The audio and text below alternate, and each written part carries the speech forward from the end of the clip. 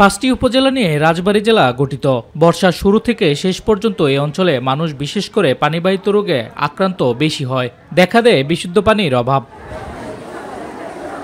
বর্তমানে জেলার সদর হাসপাতালে প্রায় 2 সপ্তাহের বেশি সময় ধরে বিভিন্ন ধরনের পানিবাহিত রোগ সহ ডায়রিয়ায় আক্রান্ত হয়ে ভর্তি হচ্ছেন রোগী। এছাড়াও উপজেলা স্বাস্থ্য কমপ্লেক্সগুলোতেও পানিবাহিত রোগীর চাপ বাড়ছে সমানতালে। পানিবাহিত রোগের কারণে মেন সমস্যা হচ্ছে ডায়রিয়া। বাচ্চাদের ডায়রিয়া হচ্ছে, ডায়রিয়ার কারণে বাচ্চারা বেশি ক্লান্ত হয়ে যাচ্ছে।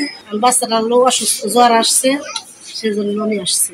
চলতি বছরের এই মাসে জেলায় পানিবাহিত শত শত রোগী চিকিৎসা নিয়েছে। তবে পর্যাপ্ত চিকিৎসক না থাকায় বিড়ম্বনায় পড়ছেন রোগী ও স্বজনরা। হাসপাতালের আউটডোর ও বারান্দায় দেয়া হচ্ছে চিকিৎসা।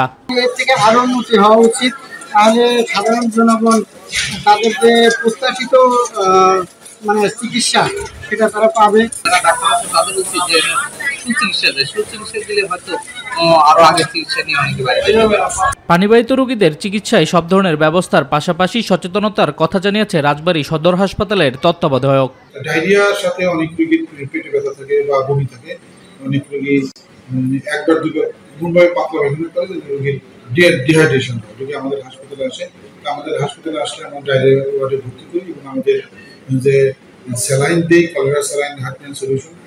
রোগীদের সেবা প্রদানে দ্রুতই হাসপাতালের জনবল সংকট নিরসনে কাজ করবে কর্তৃপক্ষ, এমনটাই প্রত্যাশা রোগী ও সচেতন মহলের। শামস তাবরিজ উচ্ছ্বাস, মাই টিভি নিউজ ডেস্ক।